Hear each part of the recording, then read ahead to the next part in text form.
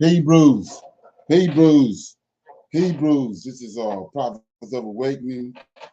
This is our Sabbath class, the 22nd of July, 2023. Okay, we're gonna be dealing with Israel in the wilderness when they left Egypt. We'll go in on that. You can go to our YouTube channel, Prophets of Awakening. Check out our videos. We have a lot of videos with a lot of information in them. They will connect dots for you, for those who are seeking the truth and lead you into the truth. You like what you're hearing and receiving, I'm asking you to like, share, and subscribe to the channel. It'd be greatly appreciated. And for those that feel the need to support the channel, you can see our Cash App at the bottom of the running across the bottom of the screen. Okay, this is a non-Messianic channel. We deal with the Tanakh and the Torah.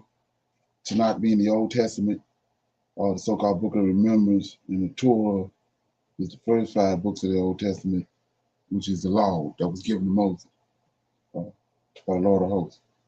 Shalom and welcome to Prophets of Awakening, and welcome to our Sabbath class. Okay, we're going to do our normal, which is a moment of silence, Sabbath prayer. We're going to do the Psalms, and then we'll go into the current events, a little need to know information, and then we'll open up for some Q&A. And then we'll go into our topic, which is Israel in the wilderness. Okay, it's a moment of silence for the Lord of hosts, and all that he's doing to bring about our prophesied deliverance in these last days, in these final hours. Okay, oh Lord, we thank you for your great mercy and your great power and your wisdom, and we tarry, waiting for your powerful deliverance of the people of Israel. We come this Sabbath day, doubtless that you will appear and that you will gather your nation from among these wicked Gentiles. Oh Lord, you spoke through your prophet Isaiah, and you said that you would help Abraham's seed, that you have scattered. Oh Lord, you promised as of this day that you said, oh Lord, that you would remove the darkness from us. Tarry not, oh Lord, for the latter days are here. And we are waiting and watching for you. Peace be unto you. Okay. So with that being said, Hallelujah. I want to read the Psalms real quick. Okay. I mean, I'm gonna read Psalms 96. It's a call to praise God. It says, "Oh, sing unto the Lord a new song. Sing unto the Lord all the earth. Sing unto the Lord and bless his name. Show forth his salvation from day to day. Declare his glory among the heathen, his wonders among all people. For the Lord is great and greatly to be praised. He is to be feared above all gods. For all the gods of the nations are idols, but the Lord made the heavens. Honor and majesty are before him. Strength and beauty are in his sanctuary. Give unto the Lord, O ye kindreds of the people. Give unto the Lord glory and strength. Give unto the Lord glory due unto his name, and bring offerings and come into his courts.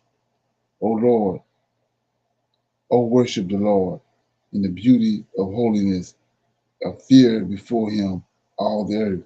Say among the heathen that the Lord reigneth, and the world also shall be established that it shall not be moved. He shall judge the people righteously. Let the heavens rejoice, and let the earth be glad, and let the sea roar, and the fullness thereof, and let the fields be joyful, and all that is therein. Then shall all the trees and the woods rejoice before the Lord, for he cometh to judge the earth. He shall judge and uh, the world with righteousness, and the people with his truth. Okay, so that was Psalms 96, and it's a call to praise God. So I wanted to shine a light on a few verses. And they starting at verse 10. It says, among the heathen that the Lord reigneth. Say among the heathen that the Lord reigneth. So Israel already know the Lord reigneth. So it's one of their jobs to proclaim it among the heathen, because he don't know. He's been separated. Remember, he cast Cain out from among him. So Cain descendants, they're not dealing with the Lord and his creation as far as the angels and all that. So it's the Israelite, especially Levite, responsibility to proclaim that to the Gentile and to the heathen.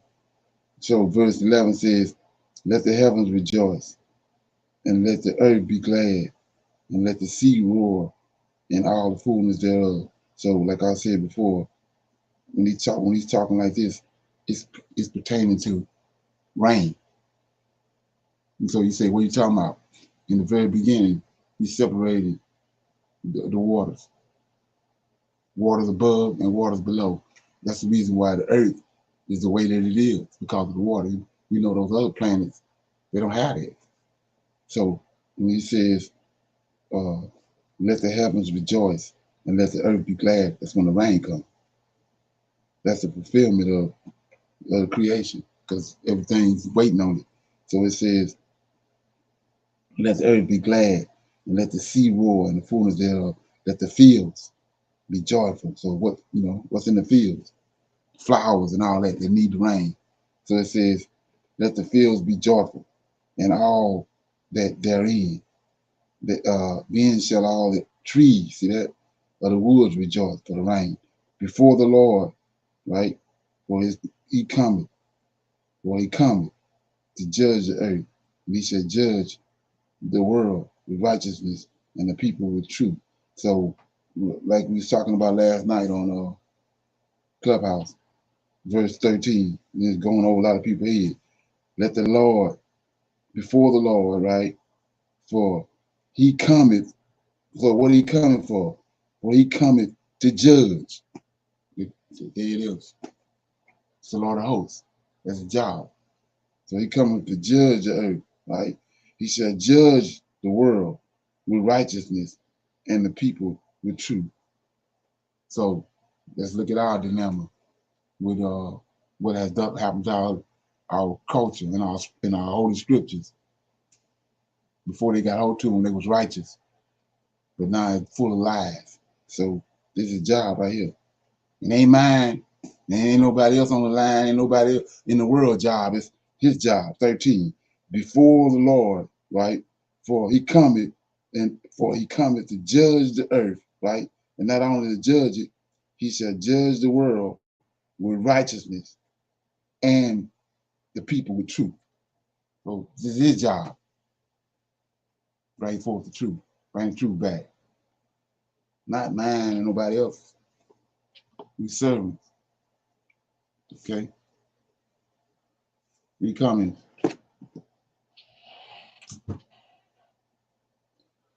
Okay, so with that being said, go into some current events.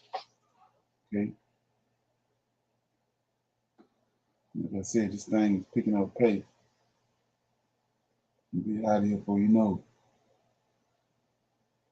I'm Kareem Abdul.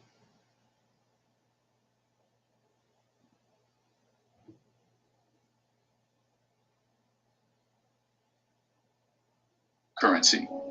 Usually it's considered that the Bretton Woods Agreement was the reason, but the implicit reason stays hidden.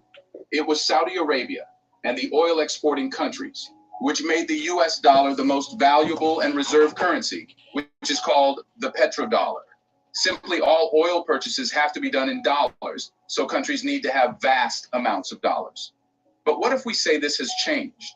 Well, India, an ally of the US and a member of G20, is now paying for Russian oil imports in yuan, the national currency of China. But why did it choose yuan? Not only that, but India is now purchasing 40% of its oil from Russia, a country the Western world has put sanctions on. This suggests how the US hegemony is cracking, and its currency, the US dollar, is declining. But what more is ahead? Welcome back to another exciting episode episode of our channel. Innovation Diary brings you China's innovation stories, projects, and growing influence in different parts of the world. If you are new to the channel and enjoy learning about fast-paced modernity, especially China's development and growing power, you will definitely find our videos intriguing. In this video, we will explain how Indian refiners are using yuan for oil imports, making the US dollar weaker than ever before. Let's get started.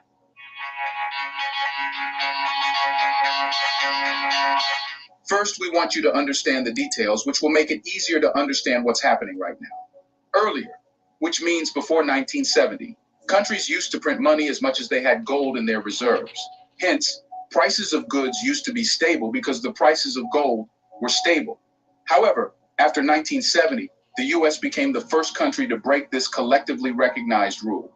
President Nixon removed gold from the dollar's back, which made the dollar only paper having nothing on its back. Other countries followed suit and removed gold from the back of their currencies. This meant that now they could print as much money as they wanted.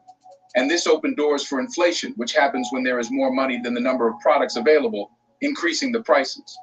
But the US had luck back then, and oil exporting countries were encouraged to use the dollar to sell oil. This made it essential for all countries to have dollars because they needed to buy oil. Hence, since everyone was collecting dollars, its value increased and continued increasing. It was oil which made the US dollar more than just a paper currency. Now, instead of gold, oil was at dollars back. Hence, other countries started putting dollars at the back of their currencies. But this gave rise to two problems, which countries are realizing now and hence replacing the US dollar. First, a strong dollar meant expensive oil. It's because a strong dollar will require more local currency to buy the same amount of oil. And second, using dollars meant submitting to the US. Whenever the US wanted, it could freeze the assets of countries since they were in the form of US dollars. That's what it did with Russia, and more recently with the Taliban government of Afghanistan. The fear of sanctions has further exacerbated this, and countries are willing to replace the dollar more than ever. But which countries should be the first? Well, why not India, a West's ally? Indian refiners are adapting to changes in the global oil trade by seeking new ways to settle payments for Russian oil imports. Instead of using the US dollar, India is using the yuan, the national currency of China, increasing chances for its international status. However, it should be noted that yuan and Russian oil was a necessary blend. For that, China and Russia had to come closer, which they did. Russia announced to accept only yuan, not the dollar or any other local currency, ensuring that the lost dollar's glory goes to yuan's rise toward dominance. But that was not the only reason. Before we continue further, tell us, are you enjoying the video? If yes, please like and share the video, and subscribe to our channel for more videos about China's development, power, and influence on the world. Let's continue now. India's rise as a major buyer of Russian crude oil was facilitated by Western sanctions on Moscow during the Ukraine conflict, which resulted in lower oil prices. These sanctions have motivated India to explore alternative payment options to diversify financial strategies and reduce potential risks. In this respect, the yuan appears to be an ideal currency because China is the world's biggest producer, and using its currency can benefit other countries. It can make it easier for countries to trade with China using its currency and get better deals. In March this year, yuan already became the most used currency for cross-border trade, leaving the US behind. However, it's difficult for any other currency like the Indian rupee to be used for international trade. However, the Reserve Bank of India is expected to guide banks in addressing initial challenges in the rupee trade mechanism. However, it's worth considering that the rupee's effectiveness in trade transactions could be somewhat restricted, behaving more like a barter currency. It's because this has been done already. Using Indian rupee has caused problems. Accumulated rupee reserves from defense trade in Russia have had a significant impact on the payment landscape, leading to ongoing discussions between Russian Foreign Minister Sergei Lavrov and Indian authorities about exchanging these reserves for other currencies, highlighting the complexity of financial interactions between the two nations. Due to Western sanctions on Russia, global trade flows have shifted, with India emerging as the leading buyer of seaborne Russian oil. Historically, the US dollar has been the primary global oil currency, including for India's oil purchases. However, with Russia excluded from the dollar and euro financial networks due to sanctions, The yuan's importance in Russia's financial system has grown. China's wholehearted adoption of the yuan for most energy imports from Russia has further solidified the currency's significance in Russia-China trade relations. Consequently, Indian refiners are now actively considering yuan payments for Russian oil, particularly when dollar settlements pose challenges. Indian Oil Corp has already demonstrated its willingness to embrace yuan payments for some Russian oil purchases, setting an example that other private refiners are following. However, specific volumes of Russian oil purchased with yuan have not been publicly disclosed. Okay. Any comments on that?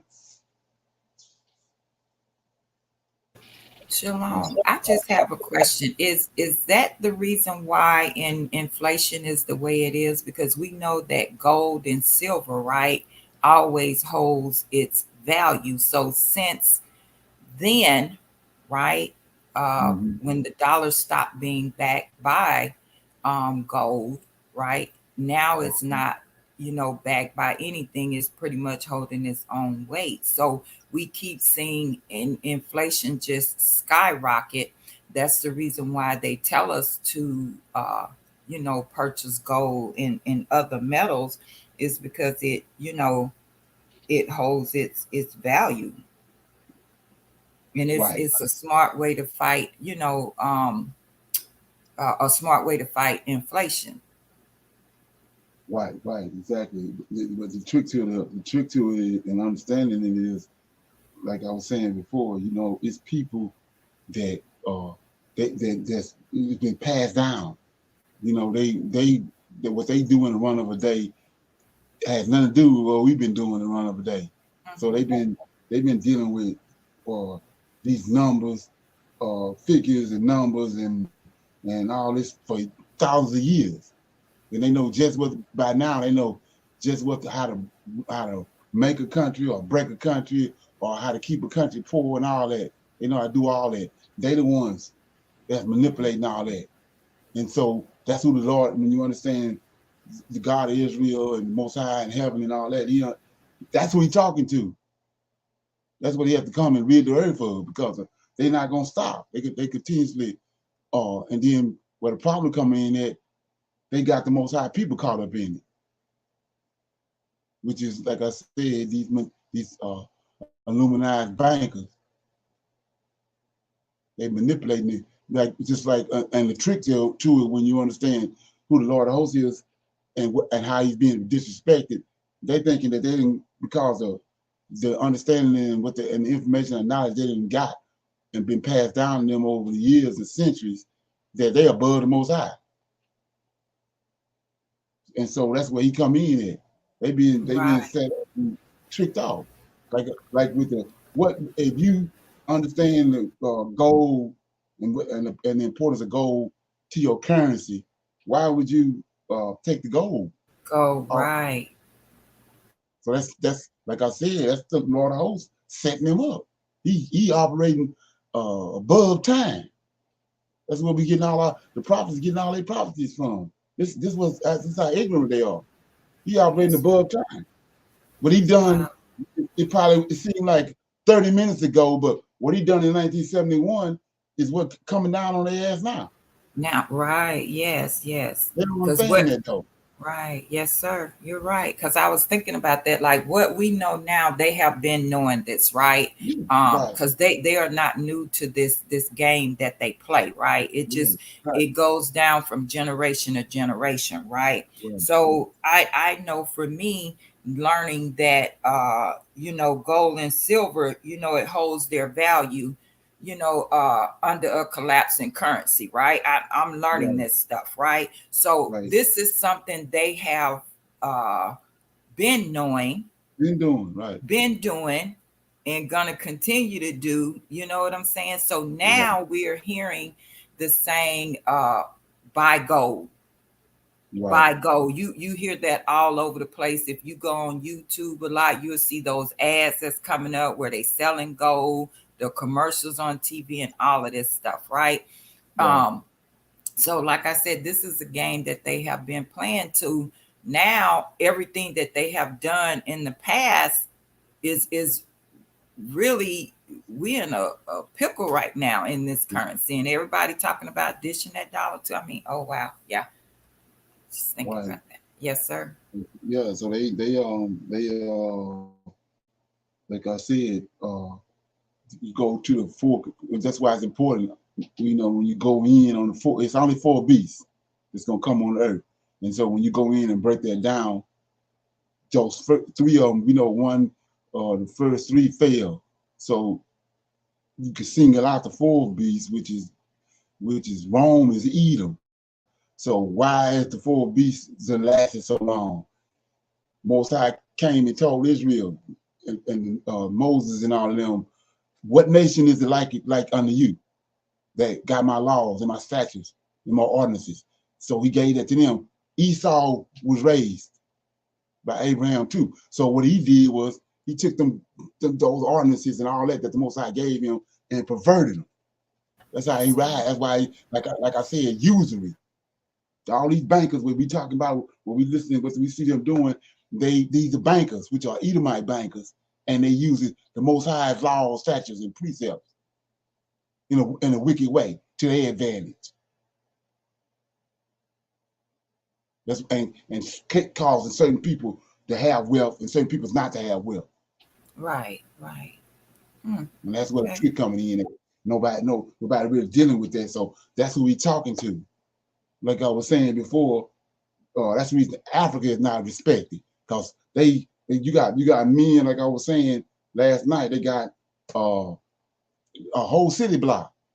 They own the whole city block, not just a you know you can be puffed up just from the rent you getting from the buildings that's on that city block, but you don't only own the building, you own the business that the building is operating on.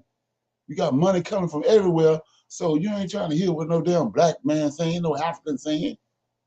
You know what I mean? And so that's all over. The heathen, that's what the heathen at.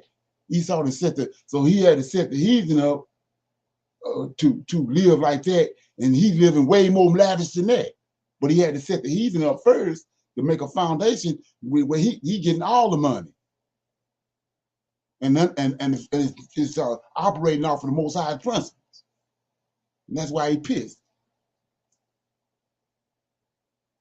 Yeah, and like most people not looking at that. You know, like I was saying, even in the religious spectrum, we got example last night. You started saying they set up these schools and said that this what this means, but when you look at what it actually means, it don't mean what you say it means. So why is the system that's in place that lasted so long? Because you ain't dealing with what's being said. You're dealing with what they done told you. They set you up. You ain't dealing with what the scripture actually saying. It ain't saying it's saying nothing. What you say it's saying, it ain't saying that. Right, right. And And you that's in showed every that last aspect. night. Right. That's in every aspect of life. That's the beast system that everybody waiting on. You've been in it. It's contrary to the Most High's law, statutes, and judgment. And that's why, let me read this right quick. That's why you got to do this right here. In Ezekiel 37, it says, this who did it before, and this who's going to do it again. So it says in Ezekiel 37, right? He says, let me read one verse. Uh, 37, 24, 37, 24. And David, my servant, shall be king over them all, and shall have one shepherd. And they shall also walk in my judgments, observe my statutes, and do them. And they shall dwell in the land that I have given unto Jacob, my servant, wherein my fathers have dwelt, and they shall dwell therein, even they and their children's children forever. And my servant David shall be their prince. So that's the purpose of David. He bringing him back. David done it before. They in righteousness and in truth, like we were just reading. He brought these statutes and these judgments on the earth and gave them to Israel. And David performed them. And we see that everything went to dogs after David passed. So that's who he bringing back. That's Israel Messiah. And Come when he on. come back, he's going to bring ordinances and he's packing himself in the back. Hallelujah. Okay. Is that something? Yes, So we sir. got, let's go to one more. We got another current event. End of the world is near, and that the key to it lies in a secret project that's happening right now in Jerusalem. Yeah, no, we're talking about the Third Temple, the holy place that's been the center of conflict and prophecy for thousands of years. The Third Temple is supposed to be the final and glorious house of God, where the Messiah will come and reign. But what if the Third Temple isn't what we think it is? What if it's actually a sinister plot that will unleash unimaginable horrors upon the earth? In this video, we're going to reveal the shocking truth about the Third Temple and why you should be very afraid of what's going on there. This is not a joke. This is not a conspiracy theory. This is the reality that could change everything. So stay tuned, because you don't want to miss this. As the days pass, a wave of the end of the world predictions come true. Other bizarre prophecies that appear to be coming true include the Euphrates River drying up and the reopening of the Siloam Pool. Jerusalem, however, continues to draw attention as the various global religions congregate there. Try to keep an eye out for the Third Temple's construction, a significant prophetic event. The temple in Jerusalem, which had a huge impact on early Jewish history, is referred to as the Third Temple in a possible future restoration. The First and Second Temples would have a direct line to the Third Temple. Built in the 10th century BCE and thereafter known as Solomon's Temple, the First Temple was destroyed by the Babylonians in 586 BCE. The Second Temple was built after it in the 6th century BCE, and King Herod later rebuilt it before the Romans destroyed it in 70 CE. Building the Third Temple is vital for the future in Jewish religious beliefs and interpretations of biblical prophecy. Jews believe that the construction of the Temple Mount would usher in a long-awaited Messianic age, during which the Messiah would vanquish Israel's foes, rule the entire globe from Jerusalem, and wipe out all evil. But for a Christian, everything is straightforward. They believe that the Messiah had already appeared in the person of Jesus Christ and would only return to bring an end to the evil world. Some biblical prophecies must be realized in order to have the Third Temple be reconstructed. In order to fulfill messianic and redemptive predictions, some people view the building of the Third Temple as a key step. The Jews' excitement is obviously seen as the days pass. According to Gershon Solomon, erecting the Third Temple is necessary as a step towards the full redemption of the biblical people on their ancestral homeland. He claims that without the Temple Mount at the heart of his life, he is unable to envision an Israeli state or an Israeli way of life in this nation. The Temple Mount Faithful, as an organization working to prepare Israel for the Temple's reconstruction, is headed by Gershon Solomon. They created temple-related tools, erected a cornerstone for the Third Temple, and planned protests to the temple site. Solomon thinks that the Third Temple's construction is essential for the restoration of the Israelites to their historic homeland. He believed that the Temple Mount was crucial to the survival of the Israeli state and its citizens. A well-known rabbi who's already 75 years old, Rabbi Nachman Kahan, also asserts with absolute certainty that the Third Temple will be constructed on the Temple Mount within his lifetime. He continues by saying that everything needed for the construction is already in place. One of Rabbi Kahan's students founded the Temple Institute in 1987, and it's already made significant progress in hastening construction.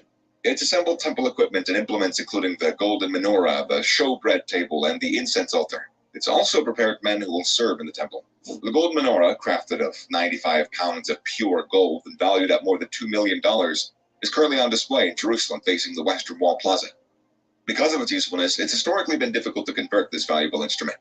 Following the fall of the Second Temple, the Roman Empire confiscated the first and original menorah. We know this because the Arch of Titus in Rome is said to have been an engraving of the first menorah, a candelabra with 7 branches, which raises the possibility that the original menorah is still out there today. The Temple Institute has also discovered the Ark of the Covenant, a priceless Jewish relic. It was last seen in King Solomon's temple, but 3 Jews, 2 rabbis, and a Jewish activist have since proven its existence. Numerous organizations now exist to influence Israeli society and win support for the Third Temple's reconstruction through a variety of tactics, such as protests, lobbying for legislative changes, and even the creation of temple-related artifacts. But what challenges exist, and why hasn't the Temple Mount been built yet? Rebuilding the temple is a complicated and a delicate matter with consequences for religious beliefs as well as political and cultural issues, and that's crucial to remember. The Third Temple campaign appears to come into contact with Muslims as a turning point. This is due to the Temple Mount's significance for many different religious traditions, including Islam, where the former temples once stood. On the southern end of the Temple Mount stands the Al-Aqsa Mosque, the third holiest mosque in Islam. And in the middle of the compound is the Dome of the Rock, their famous gold-domed monument. Muslims don't want to give up the idea that Prophet Muhammad entered to heaven from the Al-Aqsa Mosque during the night journey. This implies that any future plans or initiatives for the temple's reconstruction will probably necessitate complex agreements and debates amongst numerous interested parties. The odds of the Third Temple coexisting with Islamic structures appears to be very, very, very remote, as the Israeli government has confirmed the Dome of the Rock must be destroyed before the Third Temple can be built on the Temple Mount. How is it even conceivable that there won't be a war? The dispute over the Temple Mount is still happening. An idea to create a new Jewish worship space in the Temple Mount was accepted by the Israeli government in 2022. Initially, some thought of this as a step towards the Third Temple's ultimate reconstruction. In November 2022, the proposal to construct a new Jewish worship area on the Temple Mount received approval. On the southern side of the mount, a prayer hall and visitor center were to be built, according to the proposal. Palestinians, who view the Temple Mount as their sacred ground, disagreed with this plan. The prophecies have historically been used as a sneak peek into the future in the larger scheme of things. It's interesting that there is a growing need to pay greater attention to them. It's due to the reality that the time is actually running out and it's actually changing. The climax, according to the majority of religions, is that we're living in the final days. This is where the Third Temple enters the picture. The Third Temple is supposed to be built in the last days, according to predictions. If that weren't enough, the Antichrist, the son of perdition, would invade it and once more drive the people of God out from the temple. The Messiah's arrival would come after that, and he would defeat his foes in righteousness. This prophecy. Okay, so right there, you see right here, based on the scriptures and the classes and videos we had about the Antichrist, all this is what they concocted, and they making it happen. So let's look at it for a minute. When you go back to, I showed you how Esau was in the land in 70 AD. He wasn't Israel, wasn't in the land in 70 AD. They had been long ran out. They were scattered all through Africa. So that's how they knew where to come to get us in 1611 or in 1619. So they was kicked out of the land in 70 AD. They wanted to return, right? So the way time started going on, they've been kicked out. They got this desire to return to their homeland, like they told the Lord. And let's look at it right quick. They told the Lord in book of Obadiah that in Malachi, he says, let me get it. Though you kick us out of here, we're coming back. Let's look at it.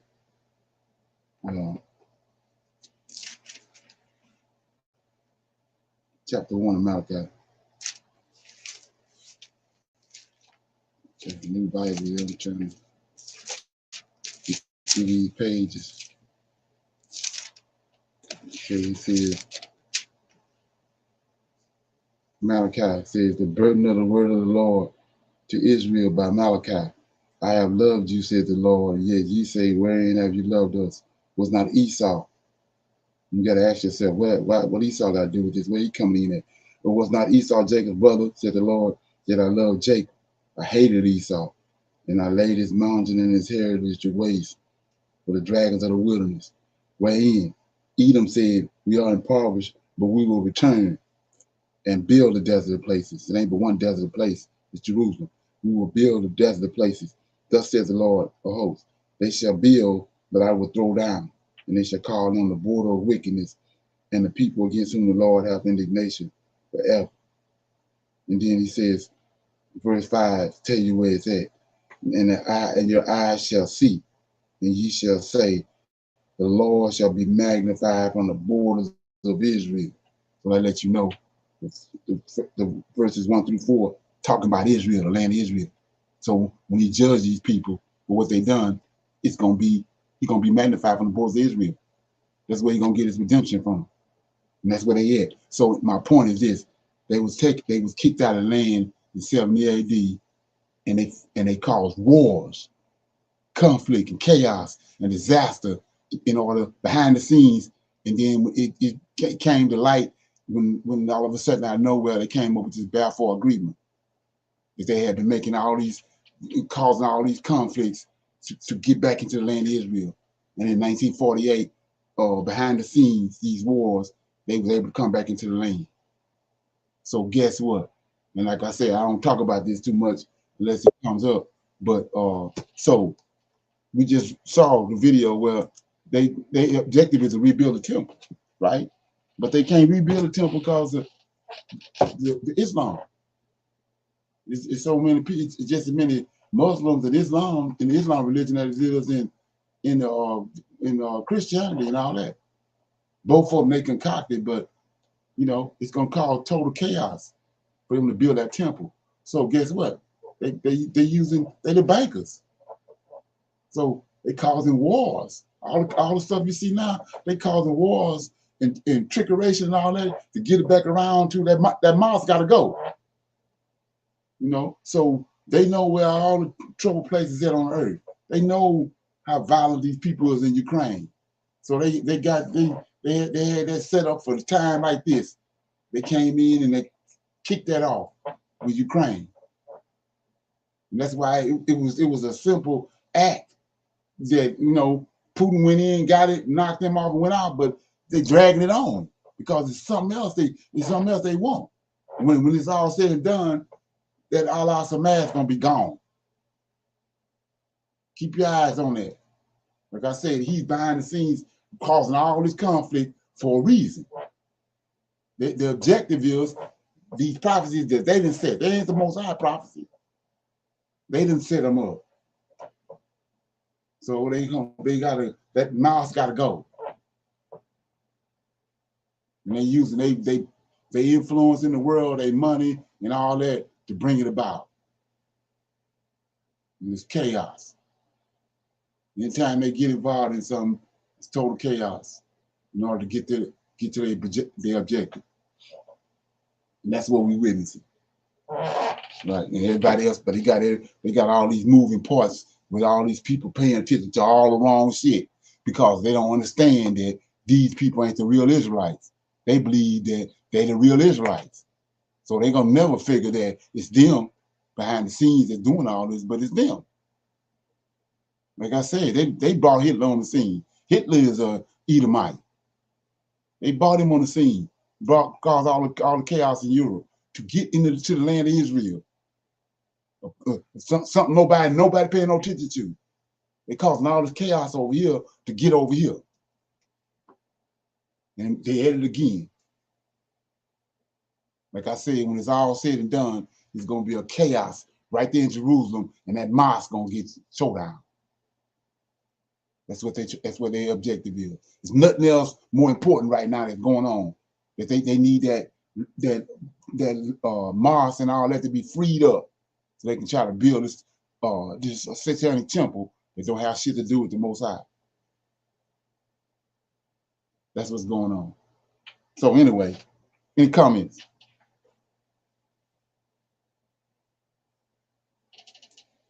Okay, so right here, and so that's a lot involved in there, which is tied to my need to know information. It's a whole bunch of things tied to that. Like I say, we have a pineal gland. The Levites and the priests that's in the temple, they got a pineal gland. That's what the Lord of hosts, these angels, and dealing with pineal gland. Well, they don't have that. They're calcified. So they're doing the alternative. These drugs, street drugs and all that. They the ones concocted all that. And now you got the whole world dealing with it. But they the ones concocting these drugs, these mushrooms. They going to get all that, trying to fill the void that they don't have the pineal gland, which is the portal to heaven. They don't have that, so they trying to get there by other means. They creating other means, which is causing total chaos. So that takes us to this right here. We dealing with a righteous God, a righteous El. They dealing with a wicked El that ever since they left their state and came to the earth, they've been they want human sacrifices. They want little kids to be sacrificed to them on their altars. But the Lord of hosts requires clean animals and grain and all that to be sacrificed to him. But these wicked angels want human sacrifices. So that's what they provide for them. So what they doing? How they doing it? The system they got in place, the trafficking of people. So let's look at it. And this is a war going on right now that nobody really know nothing about. Let's check it out.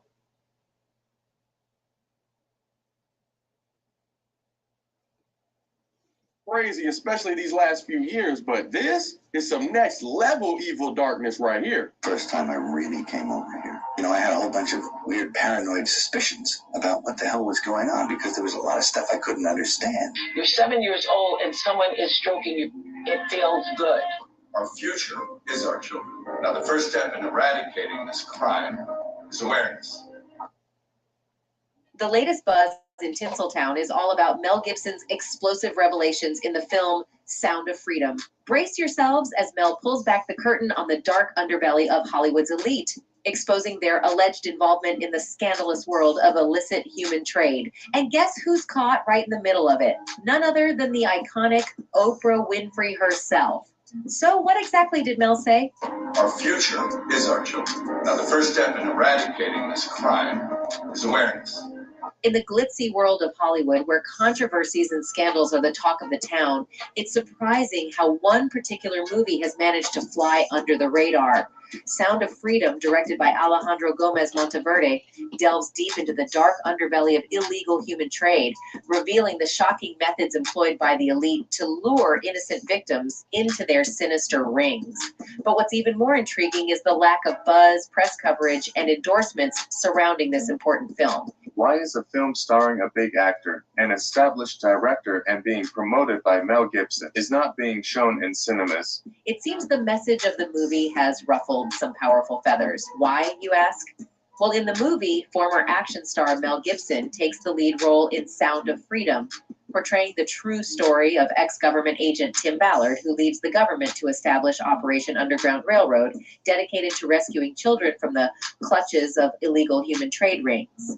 The film sheds light on the horrors of this abhorrent industry, aiming to raise awareness and mobilize action against it.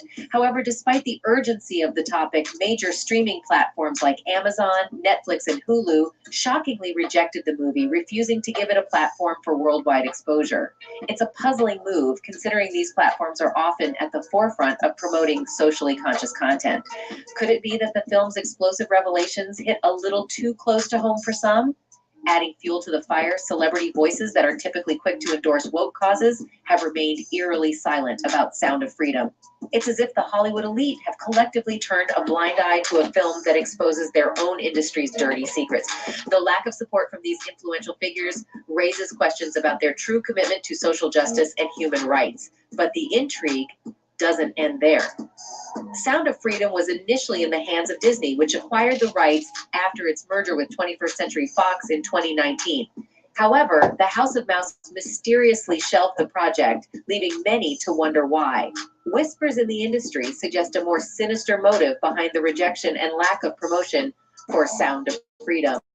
Accusations circulate that the likes of Disney, Netflix, and Amazon Prime deliberately avoided obtaining the rights to the film to allegedly prevent the truth about child AB and the illegal trade from reaching global viewers. Could it be an attempt to cover a specific group of industry elites? You see, these so-called industry big shots who wield immense power behind the scenes of Hollywood have always presented themselves as philanthropists with hearts of gold. But what if their true intentions were far more sinister than we could have ever imagined? Imagine that stuff.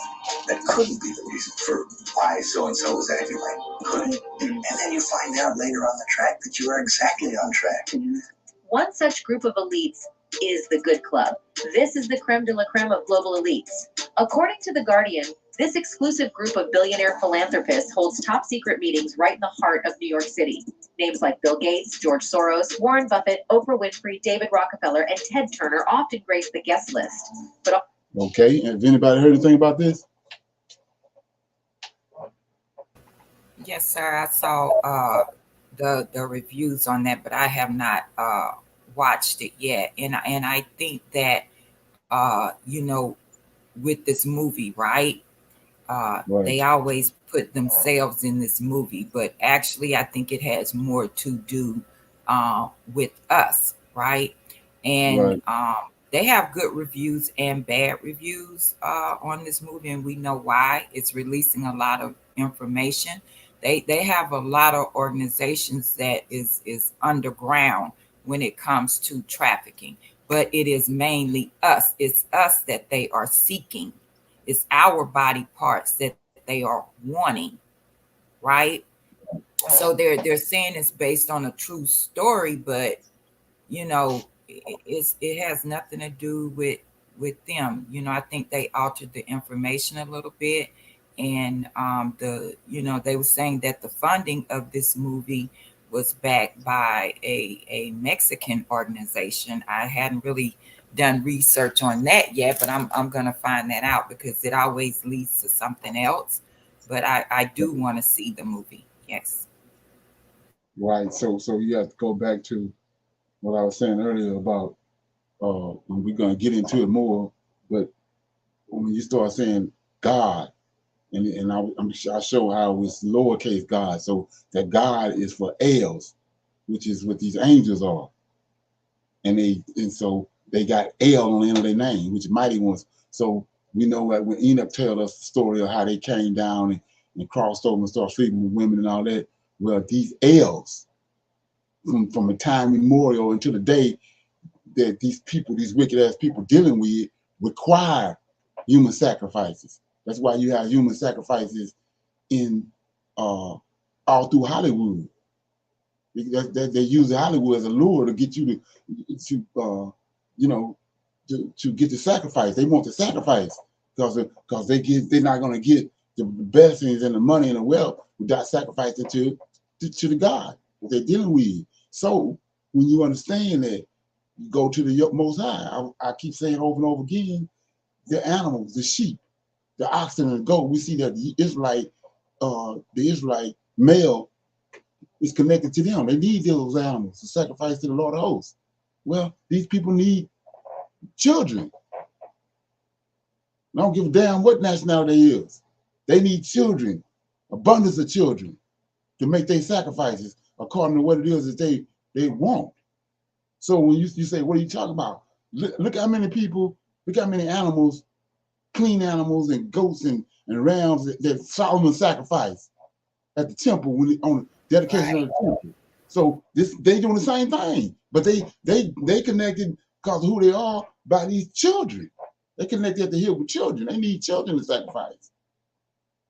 That's what we. So that's of the utmost importance. They gotta have that.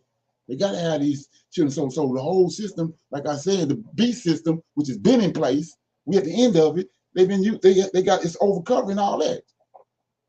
They need these. They need all these different rings. They got tied all these different secret societies. They need it in order to sacrifice the kids. That's the L, the wicked ass angel is the center and focus of all of these secret societies. And the kids, if they need the kids to deal with it, you require that. Right. That's what Once you watch Brother Leonard, what's that what is it called? Pizzagate. Um right, Research that and watch that. That tells you a lot. right, Shalom. And I also think that that's why they did the abortion act, the Roe versus Wade, took that away because of the children they need. And they probably harvesting children too, taking them away, right. the Yeah, ones that they're trapping and making the young girls have more kids. right, exactly, right. They multitasking. Like you said, they knowing who we are. They knowing that our organs are the strongest organs because of who we are. So yeah, that's included too. Yes. They need, all that. All that's included. And they like I'm saying, they making money from all angles. Notice, like I said, it's nothing new under the sun. When you go back to Hitler, DuPont and all these Oppenheimer, the Diamond Man, and all these people, they the ones supported Hitler. They funded Hitler. So then you come to when the China rose to the power, those same companies left America. Where they go? To China. So they made China what it is today. They behind it. So these same companies now, like the video was telling you, they running from the damn movie. because they tied to it. They don't want it. That's their source. That's their foundation. These rings of traffic, human trafficking rings they got with the kids and the women and all that. It's tied to their resources, to their wealth. You have to understand that. And that's what, like I said before, when you understand who the Lord of hosts is, who it is you think bringing this. He's using their own system and all the shit they didn't concocted. He's using it to expose them with it. That's what we at. Like I said, you think behind they concocted the dollar and all the satanic shit that surrounded the dollar. All the satanic stuff surrounding Washington, D.C. and Philadelphia, all them, he turning it right around on them. Who do you think bringing the one? It's him. Like I said, like last night, damn sure ain't Jesus. Okay? So, with that being said, anybody else have any more comments? Okay, so we'll go into Q&A. Anybody have any questions or comments about anything like from the clubhouse last night or anything else they heard they want to talk about and shine light on? All right, so like I said, somebody got something? Yes, sir. The 7th year is the year of the Aquarius. No, 7 years, a year release. Release. Okay, so the time Everything of goes back. the things goes back. So right now we're in the 6th year. What do you mean? Well, you say everything goes back. So right now we're not in the 7th year. What year opposed to heaven's time that we are in? When Israel as a nation was dissolved, we lost track of that count. It's still it's known in heaven, but we don't have no count. They didn't put Winky on the earth. They got their own time. They didn't set their time up. So the year of release, it comes every 7 years, every 6 years, and on 7 years a year release.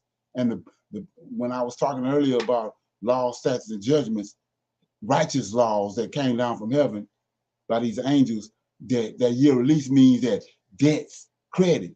Like if you got 3 or 4 payday loans and you can't pay them, when that 7th year comes, that year release comes, all that's done away with is void.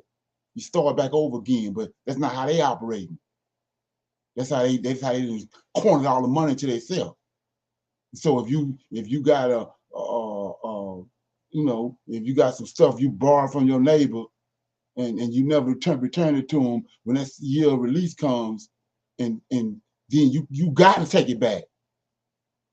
So it's like I was saying before, people want to say now that oh, that's how you believe. You believe that, then and I believe this. This is how I think. I can think, no, hell no, that ain't how it works. The Most High got laws, statutes, and judgments, and when you don't apply to them, it's repercussions to it. So when that year of release comes, everybody that owe you some money or you expect to get that money back, it's canceled. You can't be looking forward to getting some money back that you gave some your neighbor owe you after that year release is over with. It's canceled. It's over with, and for you to harbor on it and keep dealing with it and trying to enforce it, it's repercussions to it. But we're not under that system no more. They got it now, which is wicked. It's hell when you look at it. Now you end up in jail. They pushing the issue even further in the wrong direction. Instead of showing mercy, they lock your ass up. So like I said before, if you don't think that's a beast system, then you ass backwards. Everything we've been dealing with since Israel left the land of Israel has been the beast system, because it's contrary to the Most High statutes and his judgments. And truly, you want to look at it, is ever since David died. Because we see when Solomon came on the scene, he was doing good at first, but The nation of Israel got split up because they got away from Mosiah's laws, his statutes, and the judgment that was given to Moses and Aaron, and then enforced by David. So that's where we at. Yes, sir. So being that the ancestors of the Edomites, or the ancestors of the wicked ones, are still, their generation is still prospering. Right, exactly.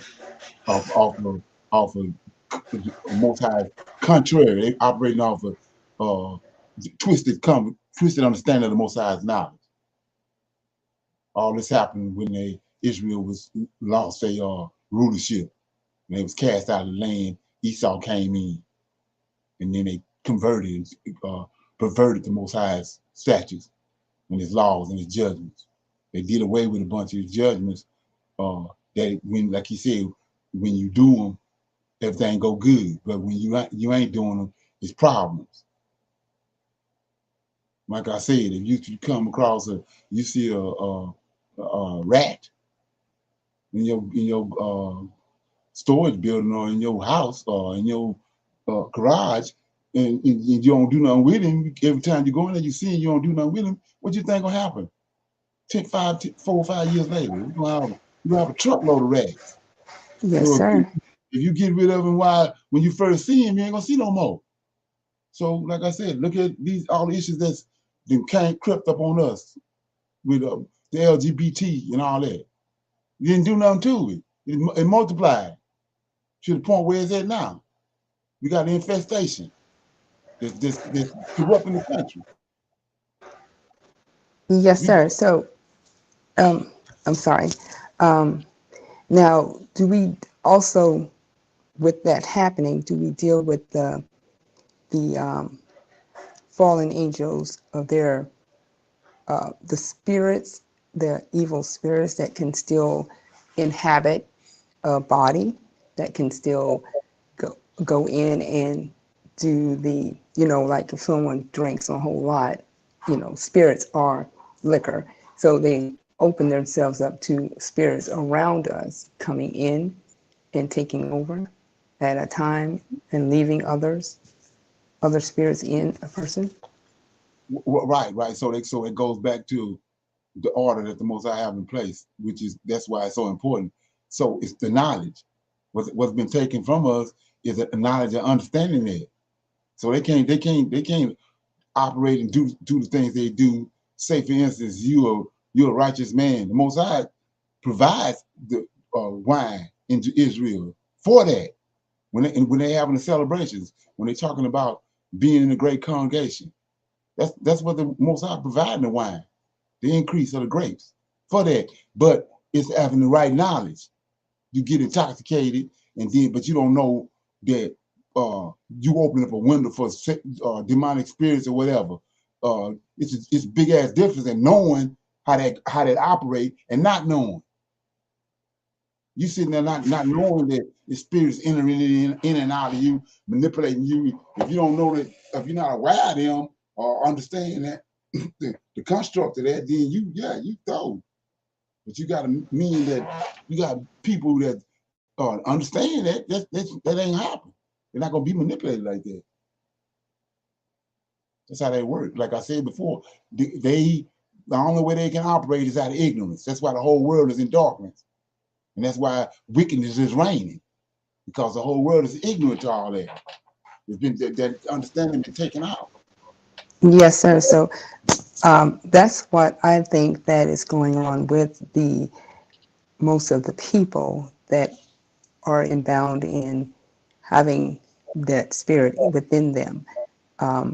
Because as a child coming up, the child doesn't know anything about that, but then here's them indulging in liquor, not so much as the wine, but the liquor, or being around and having themselves opened up to other spirits around them and taking over. So as they do that, like some people are born to be killers or born to be, destructors. I'm looking at the spiritual side of it, where the demonic spirits come in and take over. And now you have these people who are yet confused, but he's still working on the the mode, the spirit, the demonic spirit is working them, not them working it. It is taking over them, so they do not know that they're doing this, but they have the cavity for the spirit to walk in, talk in, do the things. Then they'll leap out and they'll leap back in, or however it goes. When one is in argument, Precious never talking ill against anyone, but indulge in something, and now they're just the most corrupt, the most filthy mouthed person you ever see. But then 2 weeks later, they're no longer that person because the spirit had left them, or their spirit that's in them took over that demonic spirit and kicked it out. Is that something that is happening? Oh yeah, yeah, that's all part of it. I mean, it's like that's like with the fallen angels. There's a remnant. The Most High, He's a righteous God. So He says, "Am I not righteous?" So what is He talking about? He always leave a remnant. That's like us. That's why we still here.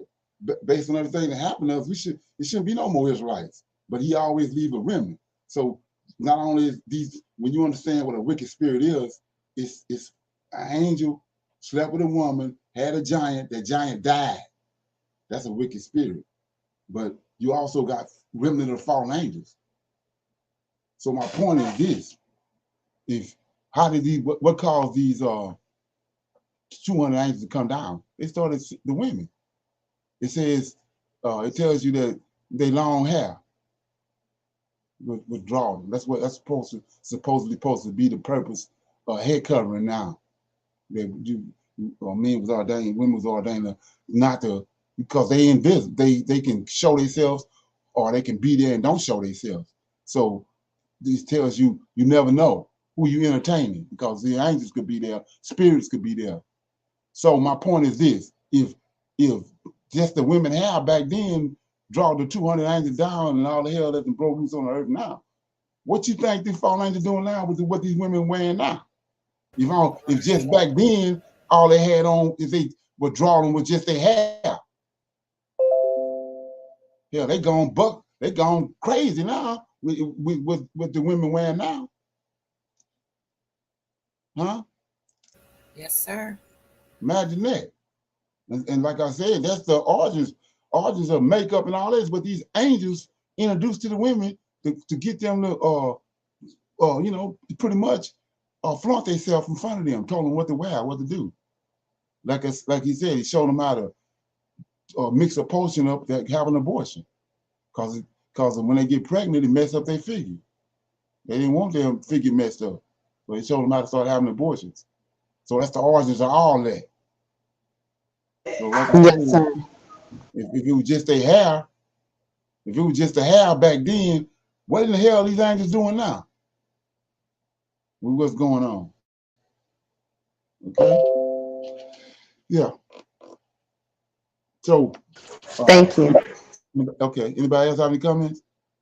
I Yes, sir. I just wanted to mention, I was thinking about that. I think it's in not sure First King or Second King. I have to look where it talks about how Jezebel painted her eyelids. Right. So Exactly. yeah, it talks about that. Yeah, and it's gone overboard now. Like you said, Right. it is out of control now because nothing was done about it. So yeah, and adding on additional body parts with the butt lifts and the enhancement of the breast, all of that. Oh, yeah. Right. Shalom. Could that Right. be because of the spirit that is in those people that it allowed them to come into them? Well, you gotta go back to how that is the makeup of that. If it says Most High, when He created, when He says He put Adam, formed Adam on the ground, made him, then He put a spirit in Adam. His body was just laying. His body ain't nothing but a jacket. So then He put the spirit in him. The spirit is in the blood. That's what brings the body to life. So He made him. He constructed that man. When those angels came, that body wasn't constructed. It didn't come from the creator. That body was a mixture, admixture, a mingle from an angelic being and a human that mixed. So that spirit that's in that body ain't come from the Most High. It's a mingled spirit.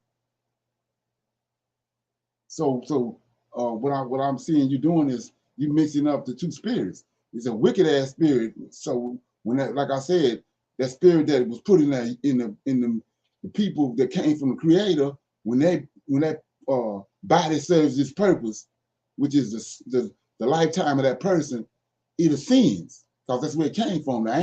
These angels brought it down and placed it there during the time of conception. However that works. But then when the person passed, that spirit ascends. But the spirit that's in people, that mingle spirit, it can't ascend because it didn't come from heaven. That's why I was saying last night, those that go down into the pit. What pit? To Sheol, the hell. That's why it was created. You can't ascend.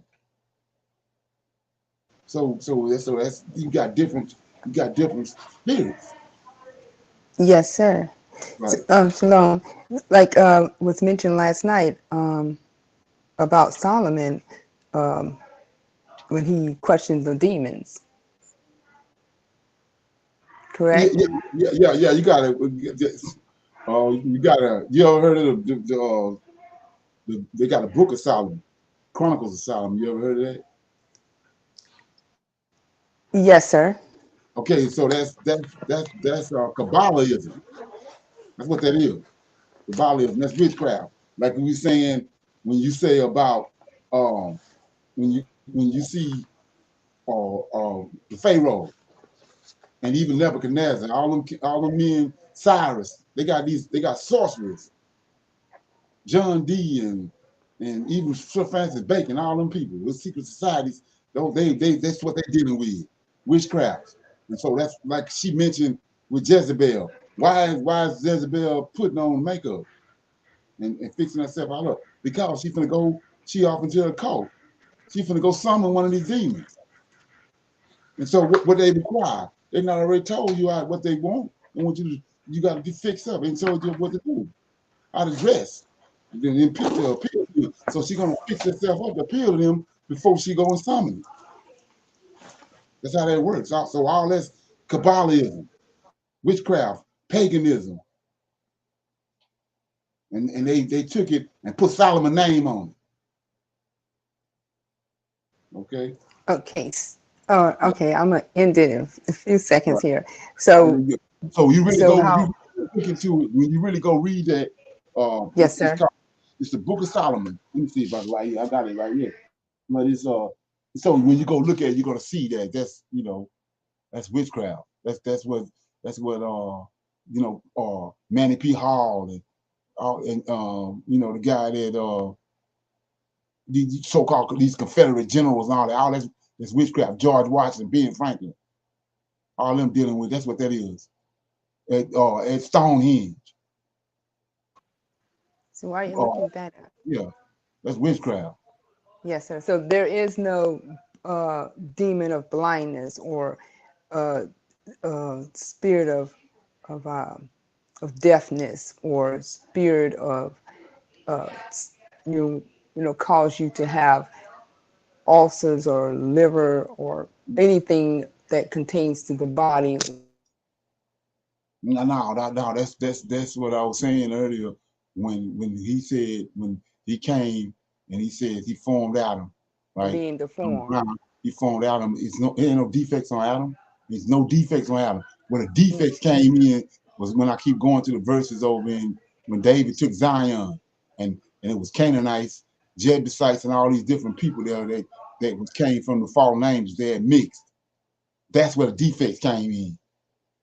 That's where the witchcraft, all that's tied to that. Because like I said with Goliath, when David fought Goliath, Goliath he knock needed and everything, he got all these defects. That's why he's trying to get David to come close. He farsighted, he can't hardly see. So he trying to get David to come near. He said, "Come near to me," because he not out. And so that's where all these defects coming from. When these angels came and disobeyed the Most High and went into these women, you can't mix angelic DNA with human DNA. Two different types of DNA. So we get defects from there. That's one of them is the reason they grow so tall, which they call giantism. These were the defects coming in there. That's why he said, don't sleep with them. Don't mate with them. Because you're gonna DNA gonna do what it do. It's like they say with a snake. You pick a snake up, well, he got venom. He got venom in him, he got teeth to inject the venom. So when you pick him up, that's what he gonna do. He gonna inject that venom in you. So it's the same thing with the DNA. You got some whacked out ass DNA, and you go in and mingle yourself with it, and then that DNA get into your lineage, then it's gonna do what it do. You're gonna start seeing all these side effects. And that's what he told them. Don't mingle with them. I got some men over here. Ain't nothing wrong with them. I got women over here. They perfect. Ain't nothing wrong with them. Sleep with them. Get you a male or a mate from them. But like I said, we got away from there. Because Yes, sir. Thank you. thinking of Hebrews. Right, yeah. Anybody else? Okay, so I'm gonna pick up right here with this it's a little video, but it's tied to kind of what we was dealing with last night with JC. And so by watching it, it's it's kind of gonna illuminate this lie about him. Who he was before the creation of the world. There are many mysteries that Jesus shared with us. Among these are what took place before the world's creation. This took place in John. In John. The most significant prayer ever prayed. None of the prophets, none of the prophets talked about this. John did. All the prophets that came before that, he wasn't expounded on.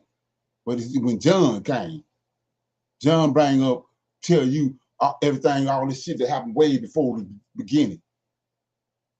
Jeremiah and Ezekiel, all these Melchizedeks that came, they ain't know nothing about it. But John, he go back in time, back to the future, and then he gonna expound it in this prayer with JC got. But this I was saying, this how these people operate through the writing. Like I said, Sir Francis Bacon, Josephus, whatever they want you to do, they writing it. And then when you read it, now it's been injected in you. It ain't the damn truth, but they write it to inject it into you. Okay? Prayed by the greatest person who ever lived is a powerful prayer. Jesus' prayer in John 17 is one of the most significant chapters in the entire Bible. In it, we can feel the very heartbeat of Jesus as he prays to his Father. The Bible is filled with great prayers. Yeah. We are impressed with Solomon's prayer, Abraham's prayer, and Moses' prayer. Neutralizing them. But this prayer is by far the greatest recorded in the Bible.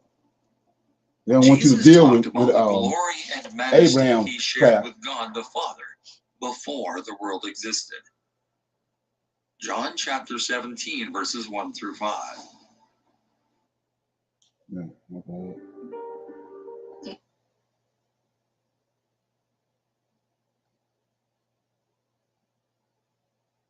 Mm-hmm. He raised his eyes to heaven in prayer and said, Father, the hour has come. Glorify your Son, so that your Son may glorify you. So up until this point, he ain't been glorified. Let that son make. He's right here. When he make the prayer, he want to be glorified. But damn, these seven angels, when he created them, they was already glorified. So how is he greater than them? And he was already there, but now he got to ask him to glorify him. Come on. So this is an injection. As you have given him power and authority over all mankind, now glorify him, so that he may give eternal life to all whom you have given him, to be his permanently and forever. Now this is eternal life, that they may know you, the only true, supreme, and sovereign God, and in the same manner know Jesus as the Christ whom you have sent. I have glorified you down here on the earth by completing the work that you gave me to do. Now, Father, glorify me together with yourself, with the glory and majesty that I had with you before the world existed. Just rotate. Before the creation of the earth was God, and God had majesty with his Son. Genesis. They don't say that nowhere in scriptures, like the brother was saying last night. The scriptures tell you it's three angels. He didn't say shit about God talking to two other angels. He tell you three angels came. The same right here. You don't see this nowhere in scripture. Contains numerous beginnings, including the creation of man and other creatures. But it is clear that God does not begin here. God was present at the beginning of the Bible, and it is written that he was present when the universe was created. Before the existence of our universe, there had to be an eternal something or someone, and the Bible makes it clear that this person is God. Scripture actually shows this to us in several verses throughout Scripture. The Bible teaches that God is uncreated and eternal in his being, and that is to say, he always existed and always will exist. In Genesis chapter 1, the singular El is replaced by the plural Elohim. Here you go. Which this means bacon right here. three or more gods. As a result, the very first sentence in the Bible, Genesis, uses a plural noun with a singular verb. One could argue that it is grammatically incorrect, but theologically correct, implying that God is three in one. Okay, so let's look at that right quick. See how crazy this is. So this is what I mean by them. They went in. They had to been somebody that's apt in English and all this, and verbs and pronouns and all that. So let's go to Genesis chapter 1, based on what he just said. Let's look at it. It says, in the beginning, God. You got to understand, this the word that we've been fingered with right here. It says, in the beginning, God created the heavens and the earth. So he's saying that this word God is plural. Just like over there in Genesis 1:26. Let's look at it.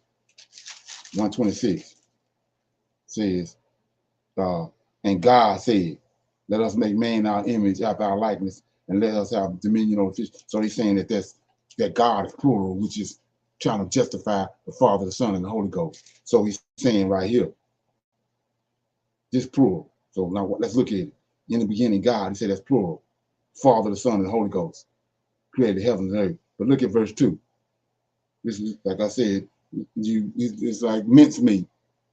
Verse 2 says, and the earth was without form and void, and darkness was upon the face of the deep, and the Spirit of God. They go to angel right here. It's an angel right here. So it's three up here. It's three up here in verse 1, and then now he go to the angel. It's four of them. Let that firmate. So like I said before, whatever clown that done this, he did everything else over there. So you should go back and double check and triple check everything he said, because the clown that wrote this, they're not bucket. How you gonna ride on that? So you gonna tell me that's plural? So what the hell why would you even write verse 2? If the whole God is in verse 1. That's a nut bucket. Okay? Genuine prayer often reveals a person's innermost being. John 17 is a unique opportunity to see the nature and heart of Jesus. In this prayer, Jesus will touch on many of the themes developed in this gospel: glory, glorify, sent, believe, world, love. Jesus asks to be glorified. Father, the hour has You got to come. ask to be glorified. Glorify your Son, that your Son also may glorify you. Before, Jesus' hour of glorification had not yet come. Now, the hour has come. Jesus prayed first for himself, but his plea was not selfish. His concern for himself was a concern for the glory of the Father. The Son can only glorify the Father if the Father first answers the prayer of the Son. Glorify your Son. Jesus did not wait until his work on the cross to. So we got enough of that. So I'm gonna break that down right there. Let's look at that. Like I said, go back to what we dealt with last night. It's in the scriptures with Shadrach, Meshach, and Abednego. It says it's 3 men in the fire, in the furnace. Shadrach, Meshach, and Abednego in the furnace. Nebuchadnezzar look, he's sitting there. You got a ringside seat. You see this angel come in there. This other man come in. He look in the furnace, and there's another 4th man in there, and he says, "This man is the Son of God." Son of God. So the Son of God, as we know, is the Lord of hosts. Is no other than Michael. So he a son. So go back to what JC just said. David tells us that when he found out, when he dealt with the Most High in 2 Samuel, that he said, "I understand now it's you that I have to pray to." So he praying. Who he praying to? He praying to a son. He praying to the Son of God, another son. Like I said, let that ferment. It's a mediator in heaven that's already there in chapter in the Old Testament. It's a mediator there, the Lord of hosts. He's already a mediator that you have to pray to get to the Lord, to get to Yahweh. It's already a mediator there. So if he stretches forth his hand to heaven, he praying to that mediator. He praying to the Son of God. But he the Son. Come on. Think about that. So, any comments before we move into the class? I'm going to read out of Exodus about put some points out there about the wilderness. Anybody got any questions about anything we just talked about, or you want to shine a light on something? Shalom, everyone. Brother Leonard, I just want to bring out a point of what you were saying at the beginning, right? Where he said, now this is the one. Like that prayer was more important, where Right. they just try to take and eradicate the prayer of the prophets in the Old Testament, right? Right. But Exactly. then they take what's in the Old Testament, right? Plagiarize it and put it in the New Testament, but then turn around and try to eradicate what's in the Old Testament. It just it makes no sense, because when we see the prophets in the Old Testament, when they prayed, the Lord of hosts showed up. Exactly. He showed up. But their God is of wood, stone, or whatever, made by human hand, whatever you want to call it, right? They want to just take and disregard what's in the Old Testament, but then use it for their testament. Right, to elevate Jesus. Right, exactly. Right. Yes, sir. And other and like I said, and the other prayers that they took out of other Right. books. Right. So Yes. so the period of prayer that he's talking about it's been concocted from our other father. Yes, sir. And that's what I'm saying about, you can't when you understand that, you got people trying to defend this crazy stuff, man. It's crazy. Once you see what time it is. Yeah. Shalom. Shalom. I just want to go back to when he said that Jesus asked him to glorify him so that he could glorify him.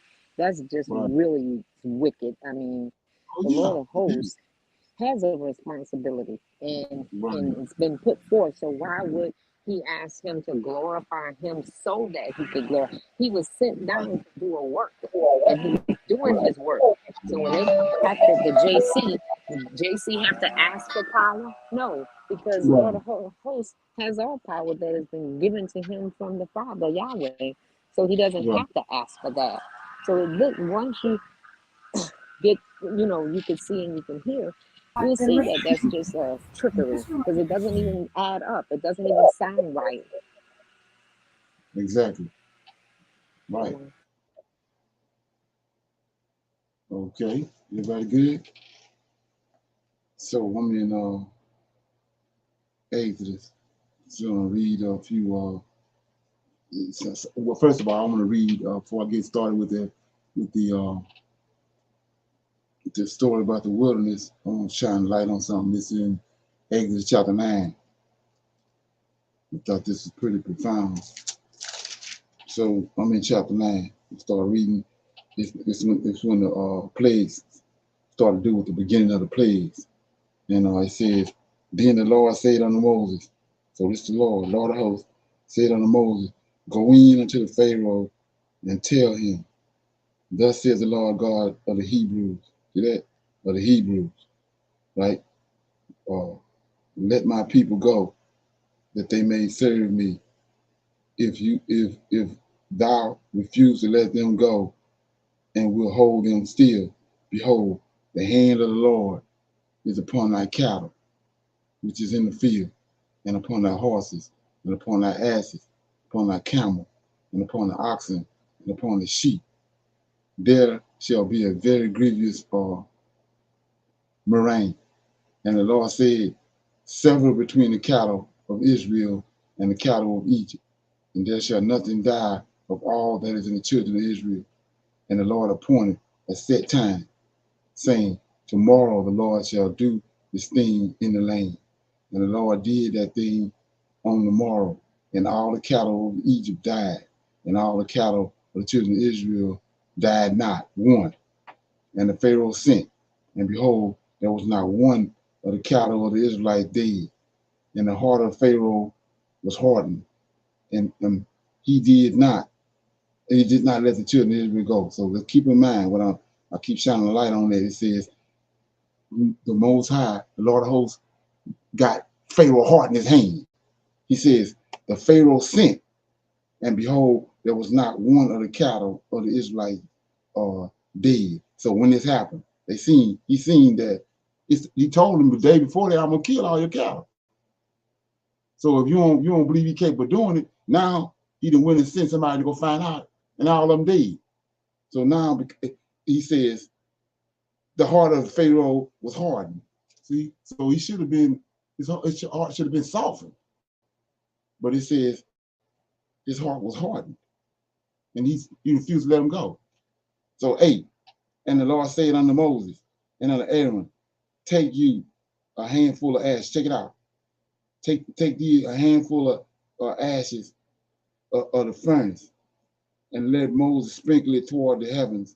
Look at this, in the sight of the Pharaoh. Now, he didn't have to put that in there. He could have said, and the Lord said unto Moses and unto Aaron, take you a handful of ashes in the furnace, and let Moses sprinkle them toward heaven.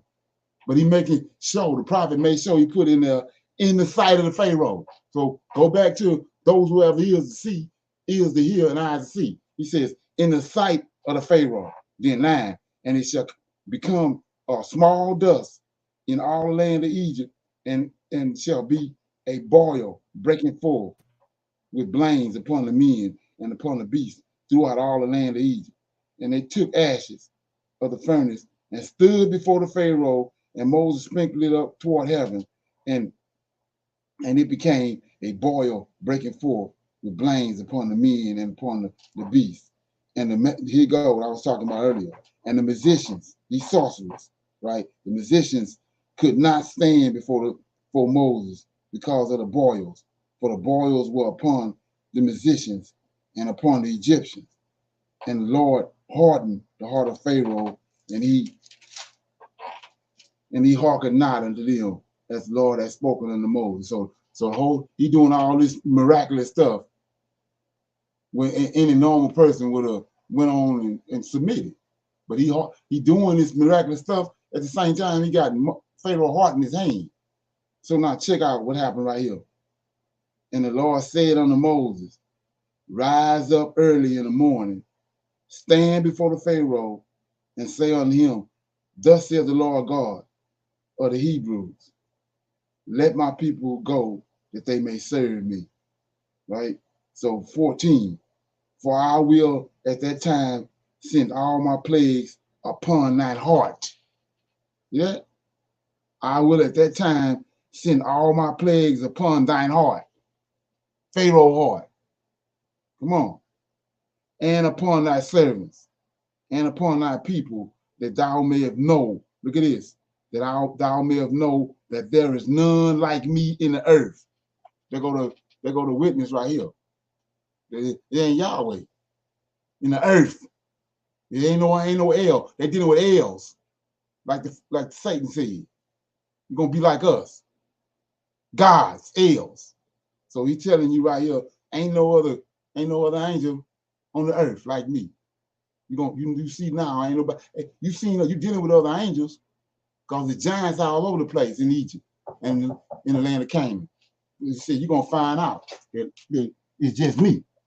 Okay, hold on a minute.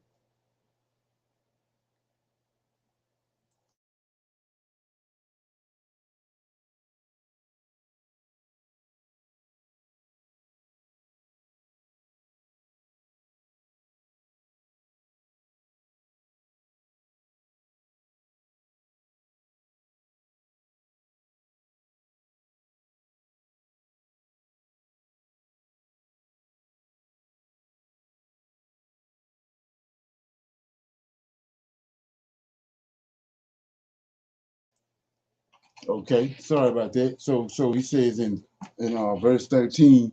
Oh, can y'all hear me? Yes, I can hear Yes, you. sir, we Okay, can. so it says, and the Lord said unto Moses, rise up early in the morning and stand before the Pharaoh and say unto him, thus said the Lord God of the Hebrews, let my people go that they may serve me. For I will at that time send all my plagues upon thy heart and upon thy servants and upon thy people, that thou mayest know that there is none like me. See that in all the earth. That's what his name means. He was like Yahweh. There ain't nobody like me. There it is again. For now I will stretch out my hand. See that? Just like I read last night in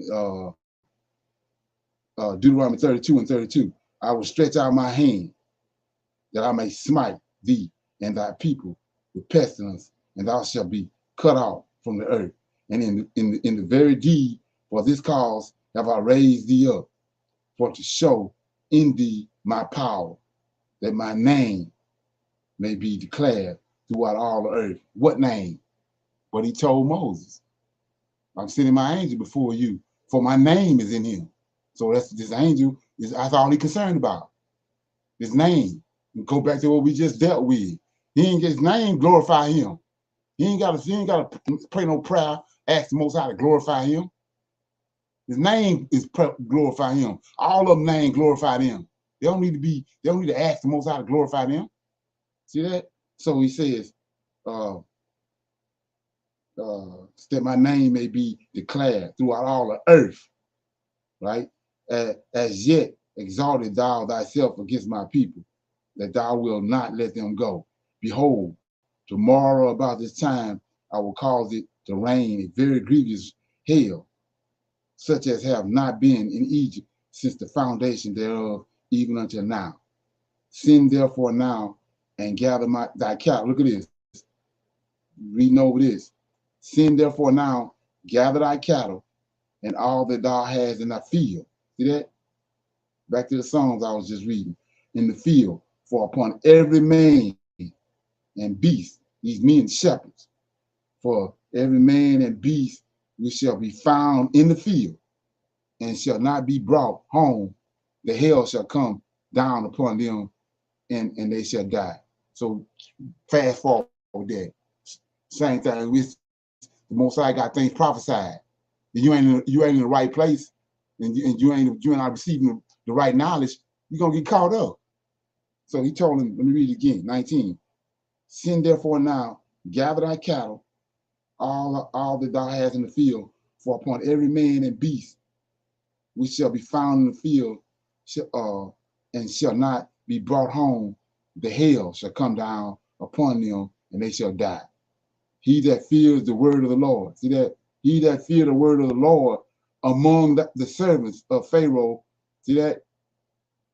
Pharaoh made his servants and his cattle flee into the house. So some of them, it's a remnant among Pharaoh people that feared the Lord, and they went and got their cattle out the field and put them in the house. See that? So it says, and he that regarded not the word of the Lord left his servants and his cattle in the field.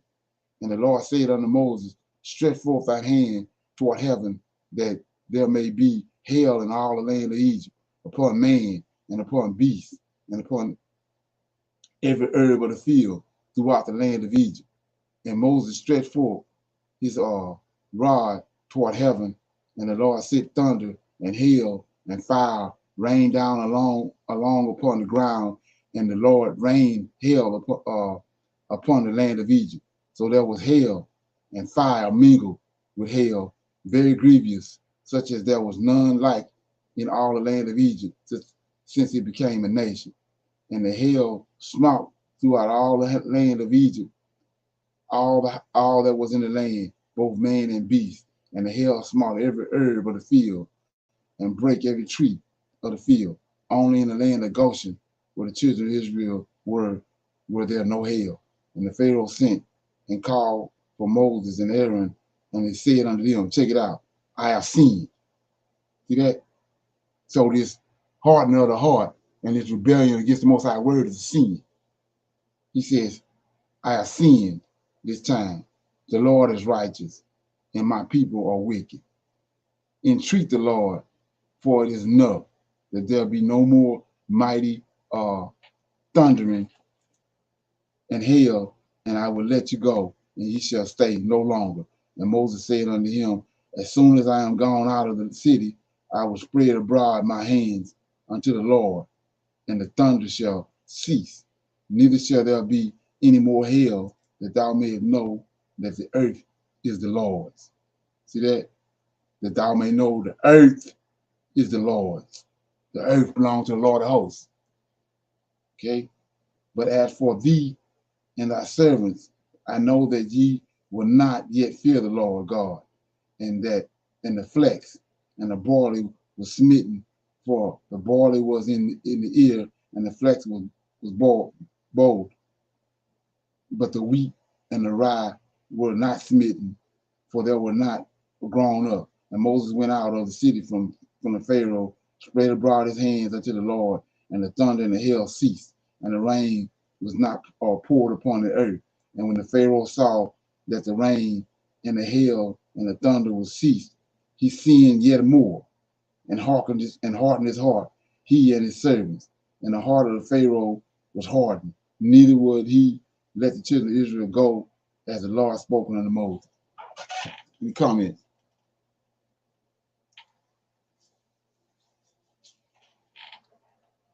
Okay, so we see right here, as long as the Most High had the pressure on him, he submitted. As soon as the Most High took the pressure off, he went right back to what he was doing. So that should ring a bell. Okay. So anyway, I read that to go into the lesson, to go into the reading of Israel's coming out of the wilderness. Let me see where I'm gonna start at. It says, I'm gonna start with let me get over here. Okay, right. I'm starting in 37, Exodus 12 and 37, when the Israelites left. It says the children of Israel journeyed from Ramesses to Sackcloth, about 600,000 on foot that were men beside the children, and a mixed multitude went up also with them, flocks and herds, even of very much cattle. And they baked unleavened cakes and dough which they brought forth out of Egypt. For it was not leavened, because they were thrust out of Egypt and could not tarry, neither had they prepared for themselves any victuals. So let's look at this right quick. This needs to be explained. It says that Israel left. Well, after the Most High finished killing the firstborn, that's what broke the Pharaoh back. And then, but it says in Exodus 12, verse 38, a mixed multitude went up also with them. So who is this mixed multitude? So when you go back to the beginning, like I keep on stressing, he created a 6-day man. That's who Ham is. When you go to the table of nations in Genesis chapter 10, you'll see who the Gentiles are. They in Genesis chapter 10, 1 through 5. Ham is not a Gentile. So who is Ham? The 6-day man. He created a man and a woman on the 6th day. And then he came back and on the 8th day and created Adam. And Adam is that man that the planet was just governing the planet. And Ham was the servant. So we know the 200 angels that came through the portal at Bethel, they left from there. Mount Hermon is right there in that same region. They went from Bethel to Mount Hermon, and they made a pact, made oaths on Mount Hermon. Then from Mount Hermon, they went to Egypt. So these fallen angels, these 200 fallen angels showed up in Egypt, started taking women in the land of Egypt, and that's where the giants were created at. Well, that 6-day man, being Hamites, that's became their gods.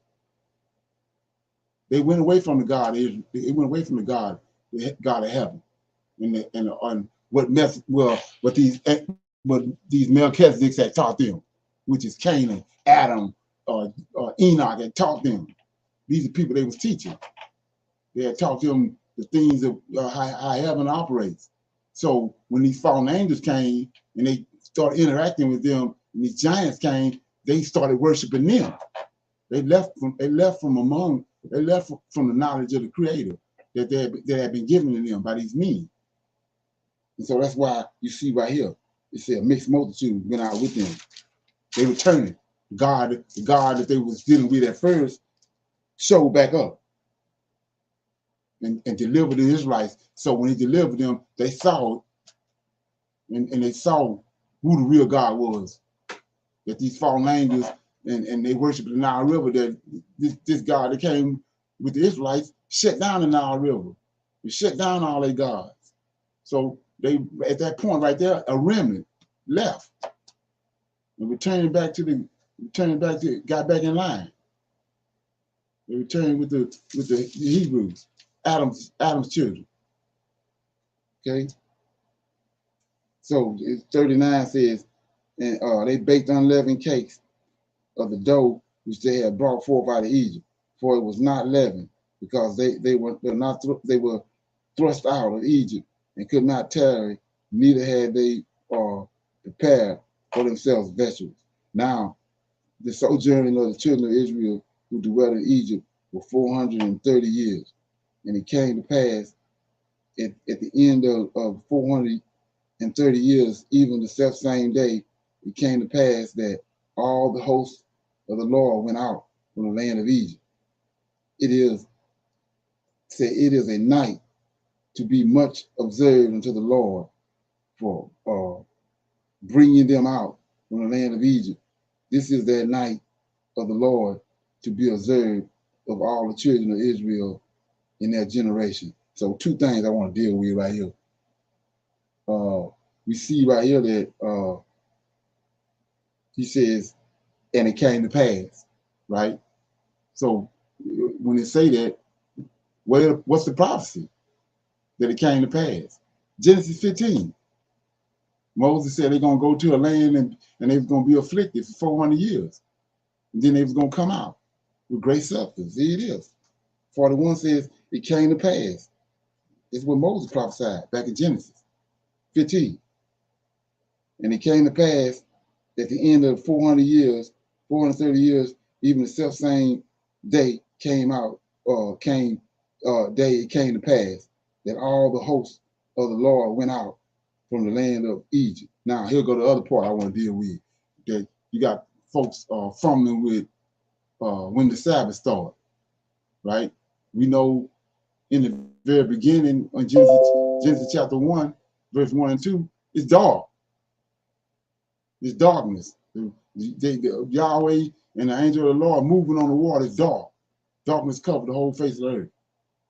So darkness came first, then the light. It makes up a day. But the Sabbath, and a day starts at dark at night. So look right here. It's for the nut buckets. 42. It is in a night to be much observed. See that? Unto the Lord for bringing them out from the land of Egypt. This is that night of the Lord to observe of all the children of Israel in that generation. So you think it's a coincidence? Like I said, David, with all this knowledge and understanding, and Solomon and these prophets and all them, why in the hell would they say Most High got wings? Why would they even mention that? You know, you got to let that ferment. They're saying it for a reason, because it's a damn angel. He got wings. So right here, why would he make it a point to bring them out at night? Because that's the order of things. That's how he operate. He could have brought them out in the day, but he brought them out in the night, which is what? Synchronized with everything else he's doing. That he did before and that he did after. When he brought the flood, he didn't say it rained for 40 days. He said it rained for 40 days and 40 nights. When Moses went up on Mount Sinai, he went up on Mount Sinai for 40 days and 40 nights. He making an emphasis, he put an emphasis on the night and the day. And then he tells you in the creation story, the 7 days of the creation story, the evening and the morning, night and day. So how you gonna keep the Sabbath half of the damn Sabbath? Come on. So anyway, 43 says, this is Exodus 12 and 43, and the Lord said unto Moses and Aaron, this is the ordinance in the Passover. There shall no stranger eat thereof, but every man servant that is brought for money, when thou hast circumcised him, then shall he eat thereof. A foreigner and a hired servant shall not eat thereof. In one house shall it be eaten, but thou shalt not tarry forth out of the flesh abroad out of the house. Neither shall ye break a bone thereof, and all the congregation of Israel shall keep it. And when a stranger shall sojourn with thee, and will keep the Passover of the Lord, let all his males be circumcised, and then let him come near and keep it, and he shall be as one that is born in the land. For no uncircumcised person shall eat thereof. So here we go right here. This verse 48, kill the New Testament. Just like I said, the prayer with J.C. prayed. 48 says, and when a stranger, yeah, it's not an Israelite. So they already had a way to get for the stranger to come in.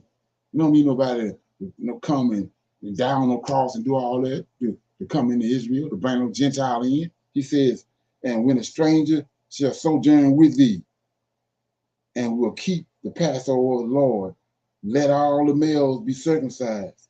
These are stipulations. And then let him come near and keep it, and be as one that is born in the land.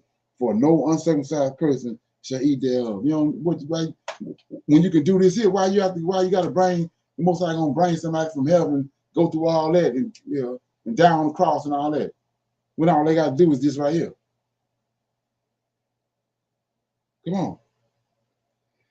One law shall be to him that is homeborn and the stranger that sojourn among you. Thus did all the children of Israel, as the Lord commanded Moses and Aaron. So did they. And it came to pass the self same day that the Lord did bring the children of Israel out of the land of Egypt by their armies.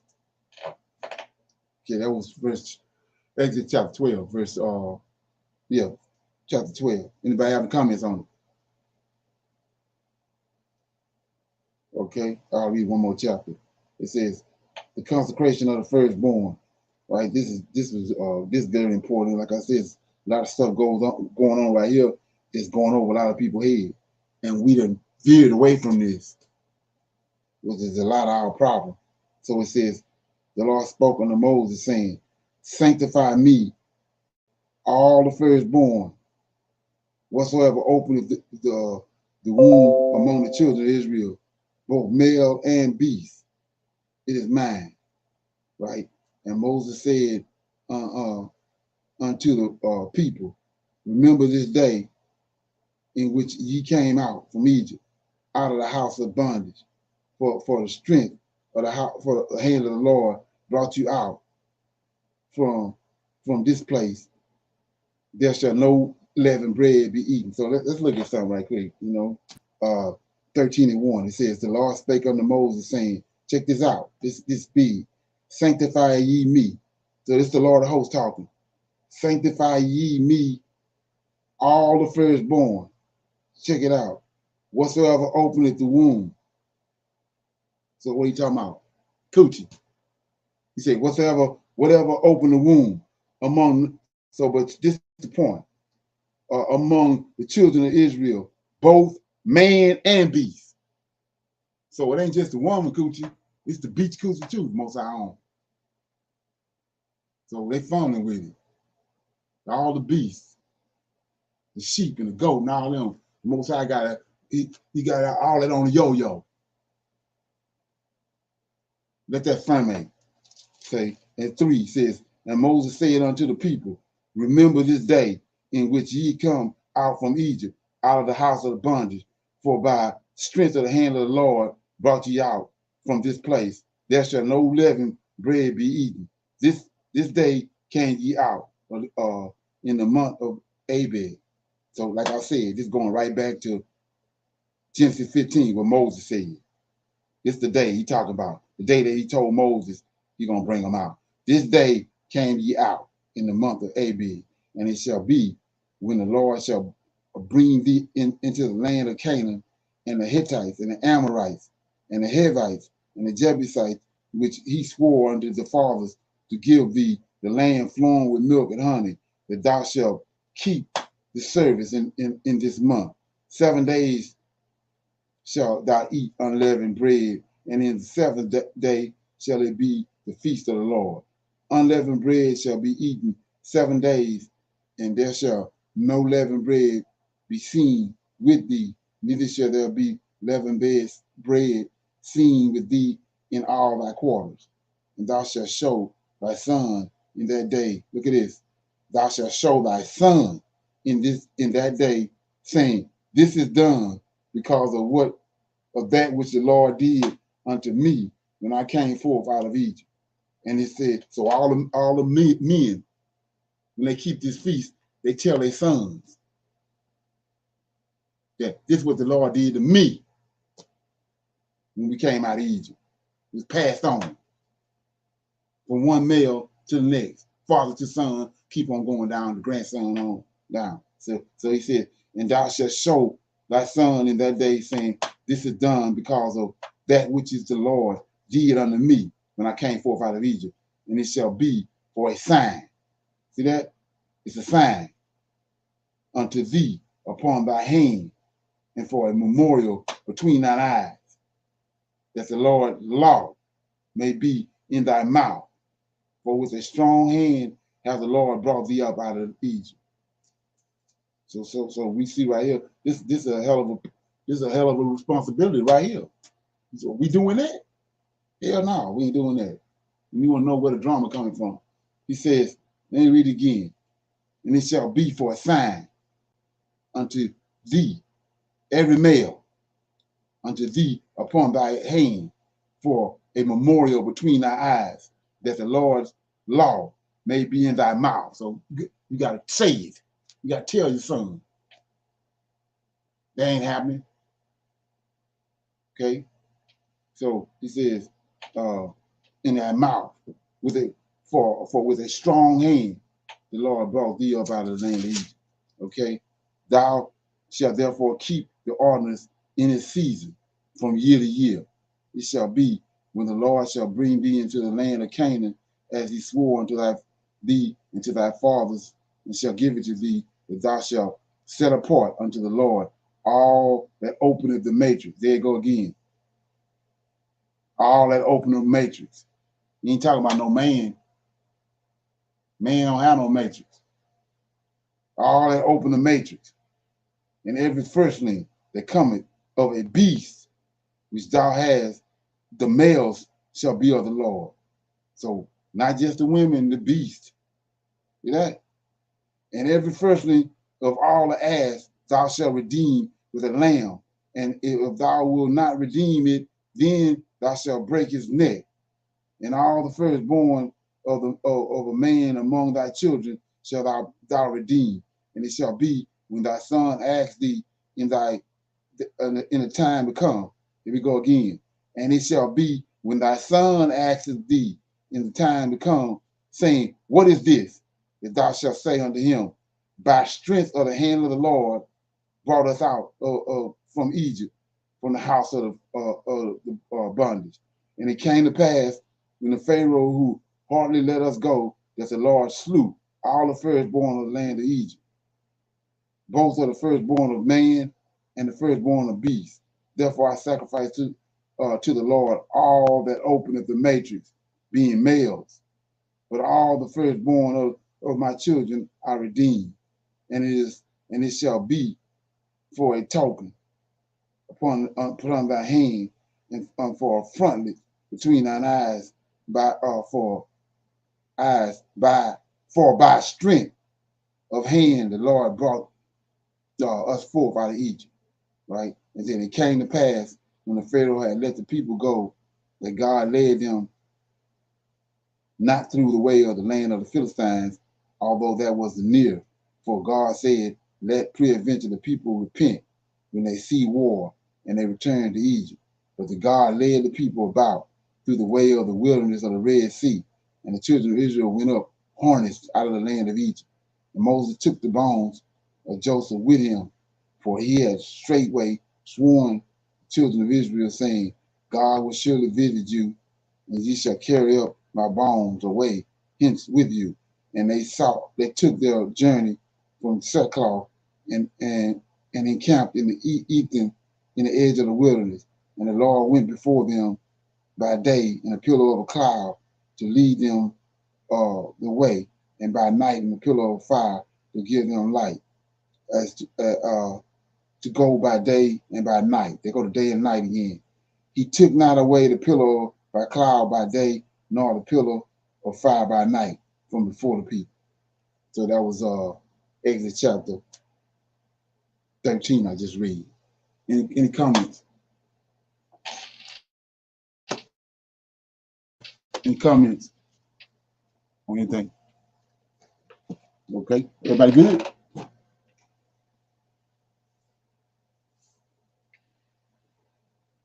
Can y'all hear me? Yes, sir, we can hear you. Okay, everybody good? I'm good.